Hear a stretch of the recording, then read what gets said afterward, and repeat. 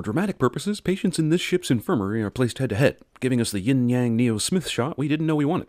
I bring word from the Oracle. You must come at once. I won't tell you where, though, even though that's crucial information. We assume you can figure it out for yourself. Only this girl and her parents at the terminal, yet they ignore her enough so that she can just start chatting up Neo and stuff. This isn't the Matrix. That's where the train goes. Thankfully, she's full of exposition. Oh, look, they knew where to meet Seraph without him saying anything about location. Wowee! One sin for regular old mortality, for causing this franchise to have to recast a role that was already perfectly cast. Do you know what happened to Neo? Yes, he is trapped in a place between this world and the machine world. This train man shit is cool and all, but the movie never even once tries to explain how Neo controlling the Sentinels in the real world caused him to end up in this train limbo. He has placed a bounty on your lives. You must be careful at all times. Because prior to this moment, you did not need to be careful. Sati, come here, darling. Leave the poor man in peace. You've coughed up enough exposition on him for one day. I am sorry, she is still very curious. If you were really sorry, you'd have stopped her from bothering Neo long before this. Also, he's a goddamn program. How do computer programs get so emotional and irrational? I just have never... Heard a program speak of love. It is a human emotion. No, it is a word. What matters is the connection the word implies. Clever dialogue, but you're still suggesting machines have emotions, which is not only weird, but goes against what this series of films have spent a lot of time trying to prove. I see that you are in love. Computer program in another region place can see Neo's love for Trinity just by looking at him. This motherfucker is not running fast enough to outrun the Oracle, let alone Seraph, Trinity, and Morpheus. Also, in the last cut at the turnstiles, this dude was nowhere near this far ahead of them.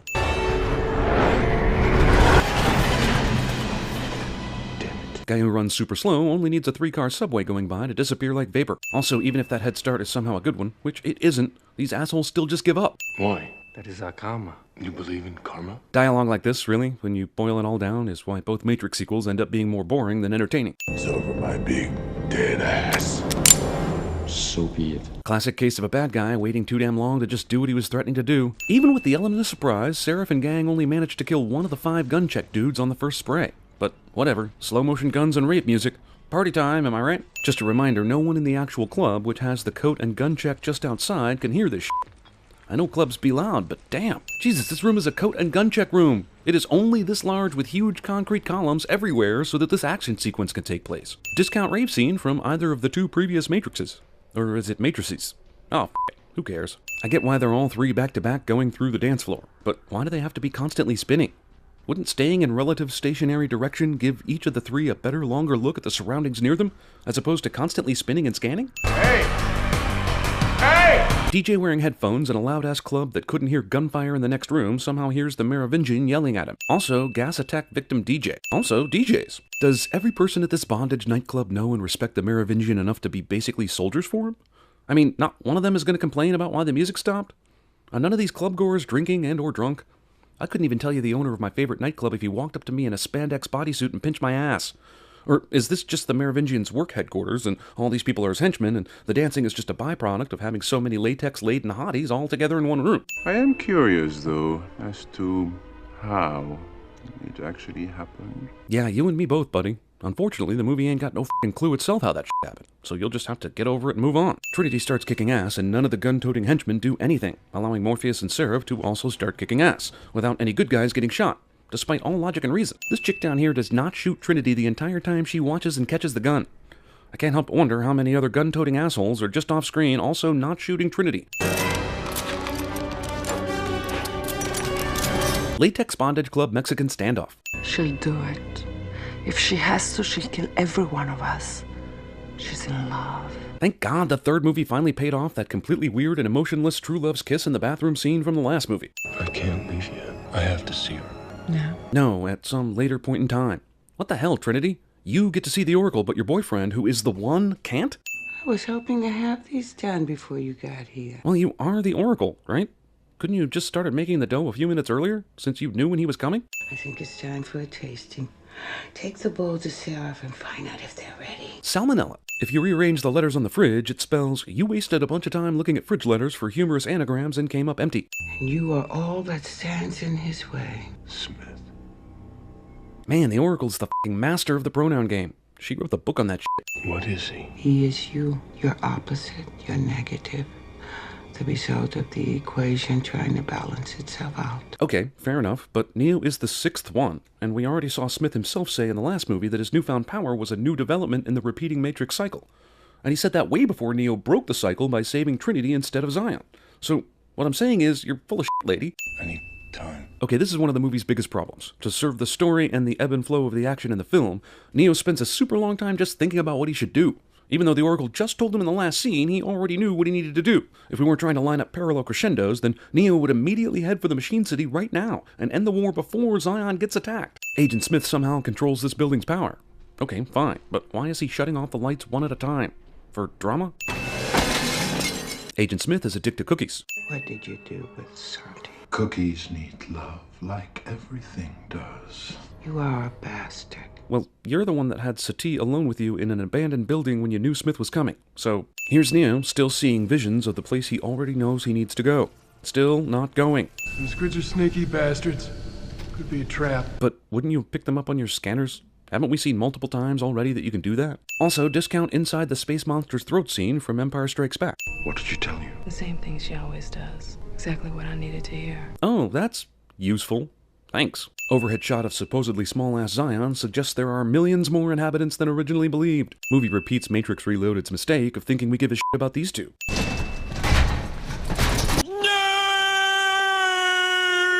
What the shit is going on over here? What the shit? What's a pod-born pencil neck like you doing volunteering for my cause? That's racist. And do the Zion-born people harbor some kind of discrimination or ill will against people born in the pod farm? If so, why isn't that flushed out a little bit more? I can even see it. The Sneetches in Zion. Those are the ones with plugs on their mugs. Movie repeats Matrix Reloaded's mistake of thinking we give a shit about. Give me a chance, sir. I won't let you down. Again.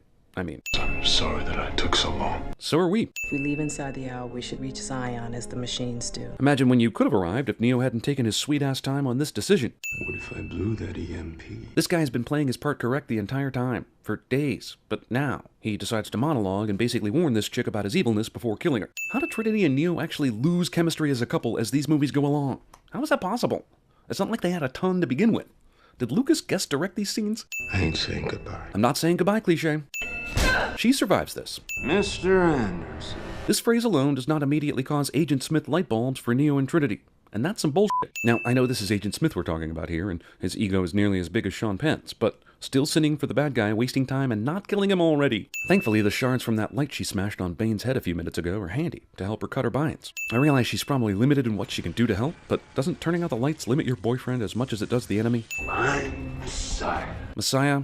Man. Trilogy that doesn't want you to miss the Jesus parallels really doesn't want you to miss the Jesus parallels. Even now that he's blinded Neo, Smith still feels the need to mess with him instead of just punching him in the ear and then killing him with the gun. I can see you. The movie also never explains how Neo was the first and only of all the ones that could see and control machines outside the actual Matrix. But whatever. Cool shot, I guess. Sorry, Trin, but I think you're gonna have to drive. Why can't he drive the ship when he can sense and feel everything now? Just what in tarnation are these screens behind locks supposed to be showing? And how is this information in this graphical display any kind of useful? Movie rips off the robot mech suits from The Matrix Reloaded. All right! This is it! Movie shows us a vast shot of APUs, then shows us their commander giving the pre-war speech in a speaking voice the third row is probably struggling to hear. If it's our time to die, it's our time. Well, that's inspiring. Robot roll call. Holy Christ, would you look at that? So you can scan for sentinels. What was that worry again earlier when you thought they might be ambushing you? They're inching along trying to sneak up on millions of sentinels, but everyone is in the cockpit.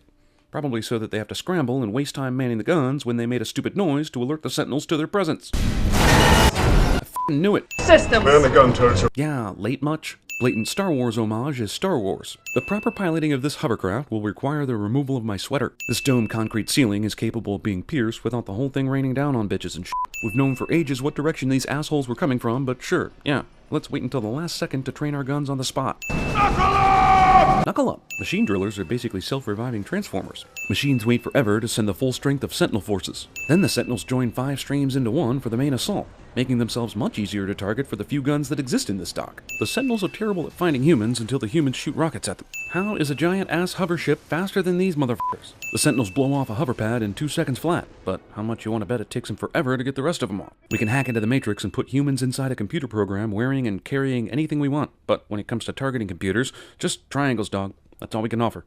Sorry, yo. Damn, these hovercraft are built like f***ing tanks. Captain, you see that? The rest of the radio, stop them! You haven't even tried to use the radio to call Zion once. Why protect what you're not using? Also, call Zion on the radio before the radio gets destroyed, goddammit. The Sentinels are terrible at finding humans until the humans shoot rockets at them. Either these Sentinel arms have the aim of stormtroopers, or else these gals are luckier than Andrew Luck on a luck dragon. No one can pilot mechanical. I bet there's at least one person who can, and I bet the movie tells us how awesome a pilot that person is about 153 times. We blow an EMP inside there, we'll lose the dock. Sir, we already lost the dock. Open the gate. How in the fuck are you giving shit to Morpheus later about blowing the EMP when you went out of your way to help him do it? Before they finalized character names for this script, this dude's name read as 100% Dick Guy number 1. Deck 3's not responding! Taking critical damage, sir! We lost control! Relatively random carnage has ironic timing. Oh dear woman, you can drive. We ain't home yet. How did you hear that? You don't have a headset on anymore. Are all his comments just broadcast ship-wide? This guy wouldn't be alive anymore if entire swarms of Sentinels weren't constantly passing him by. There are clearly more than enough Sentinels here to keep this guy from making an ammo run, let alone eventually saving the day. And while we're at it, how come the super strong exosuit things can only carry 2 boxes of ammo at a time? That's a design flaw if I've ever seen one. Cool shot, I guess, but what the hell are these Sentinels doing? Showing off? Is it like a machine version of ribbon ballet gymnastics or something? Heads up, they're coming down! So what? They don't do anything to you when they fly past you anyway. What's the worry? None of the 10,000 Sentinels swarming and eating and killing Mifune noticed the delicious teenage human dangling off the back. Maybe they read the script? Hurry. There's no time. I didn't finish the training program. Movie repeats Matrix Reloaded's mistake of thinking. Neither did I. But you did finish the dying with one eye open program. Get to the main deck! Charge the EMP! Yeah, because that's not something you could have done earlier or anything. Yeah, I believe. You believe what? That there is no spoon? That shooting this thing will open the door? That Neo is the one? You already believed that, didn't you? Why are you wasting time to say this thing? Also, I guarantee Neo does not give a shit about whether or not you believe. You know, even if they survive this machine attack, everyone in Zion is going to die of smoke inhalation anyway. You're miles underground after an EMP. Where's all this light coming from right now? You're a hell of a pilot. After telling us for 2 movies that Niobe is a hell of a pilot, and then actually showing us Niobe in the act of being a hell of a pilot, Repetitive Movie feels compelled yet again to tell you she's a hell of a pilot. Thank God this dock is on fire right now, am I right? Or else none of us would be able to see you in order to cheer you. Did I miss something, Commander? I thought we just saved the dock. What's the problem with you people? You can't think but 5 minutes in front of your face. You were the one who ordered the dock door open, so they could do the thing they did that you're now being a dick about. Dick? That EMP knocked out almost every piece of hardware in every APU. Why only almost every piece of hardware? It knocked out every Sentinel, even the ones outside the dock already escaping. But the good guys still have some equipment left that works? Save the dock, Captain. You just handed it to him on a silver platter. Well, you did, but whatever. Semantics, I suppose. I guess we're using those minimally lasting damage EMPs where everything can be restarted instantly except the dead Sentinels, of course. Because he's the one who believes in miracles. Meanwhile, back at the 3 electrical conduits. Also, why did the machines build the fields of humans so far away from the machine city? Was it just for dramatic timing purposes? Gotcha! Wait, what? Did the Sentinel ghost come through the ship but not its physical body? Are they currently fighting against both physical and ghost Sentinels? Go up. Over them. What? The sky. It's the only way. But we're in a hovercraft, Neo. There's a limit to how far we can hover from things, like Earth. We made it. Premature self-congratulations. I wished I had one more chance to say what really mattered. Which I will do here in a moment, provided I don't run out of breath and die during this setup. But you brought me back. You gave me my wish. One more chance to say what I really wanted to say. Just say it already! Gasp crying. Oh, sure, it takes him 6 hours to think about whether or not he's sure about his mission, but Morning Trinity? That shit's over in seconds. The blind Neo can see light thing is cool, for sure, but this makes it look like he's got no idea if he's stepping on solid surfaces or about to plunge to his death. Literal Deus Ex Machina. Also, where the machine's like, we'd better at least appear human when we negotiate with this human, because that way he won't realize we're machines. These Sentinels land, and then instead of attacking, they just stalk forward. Then the humans respond by not attacking. This is a weird-ass battle. The machines just accept this. Thunder and lightning indicate the Matrix has gone to shit. How do all the identical Agent Smiths know which one of them is the true original one that gets to fight Neo? And while we're on that subject, what was the point in making all the Agent Smith clones if you were still going to fight Neo with just one of them? I realize Smith winning is exactly how Neo wins, but Smith doesn't know that. He should be attacking Neo with all the Smiths. It ends tonight. I know it does. I've seen it. That's why the rest of me is just going to enjoy the show. A couple problems here. First off, how is Smith getting visions now? Didn't Neo get visions previously too, in this very movie? I know they're yin and yang and all that shit, but why would Smith gain visions and Neo lose them? Why didn't Neo have any visions of this event? Second, are you actually telling me cockiness is the reason Smith chooses to fight Neo as one man instead of an army of millions? Because I'm pretty sure the real reason is special effects cost. Kung Fu Flex of Defiance. This is the second huge exploding slow-motion ball of water shot in the last 3 minutes. It's a cool effect and all, but the movie will show us Neo's revelation about how he needs to die to kill Smith here in a few moments. So my question is, what's his plan right now? Fight to the death with each of the millions of Agent Smiths one at a time? Damn, this movie is more in love with its slow-motion exploding water effects than it is with the story or any of its characters. Superman is a dictum metropolis. Oh, wait. Yeah, no need to fly to the location of impact. Walking dramatically will suffice. Also, production saved a ton of money on rain machine rental and green camera filters by shooting on the Road to Perdition set. You believe you're fighting for something, for more than your survival? Can you tell me what it is? Do you even know? Yeah, he's fighting to end the machine war with humans. He's actually come here prepared to die.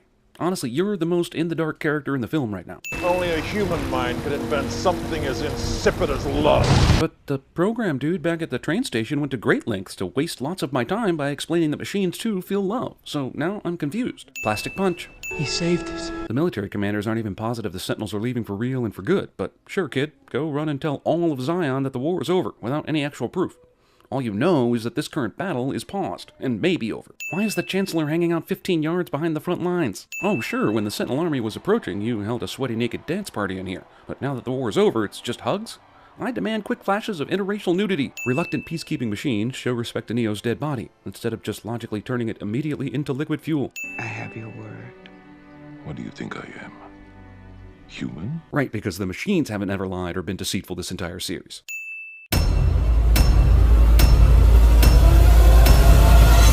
That's why the rest of me is just going to enjoy the show.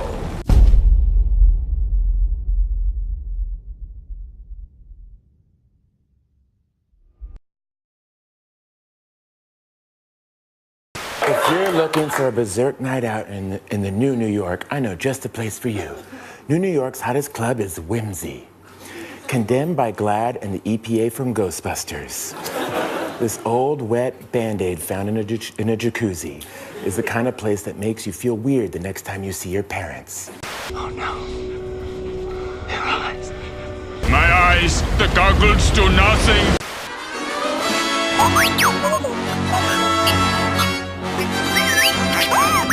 Spartans! What is your profession? One more chance to say. Say what you need to say.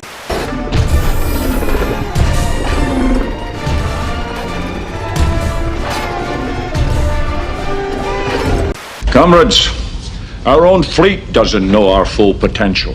They will do everything possible to test us, but they will only test their own embarrassment. We will pass through the American patrols, past their sonar nets, and lay off their largest city and listen to their rock and roll, while we conduct missile drills.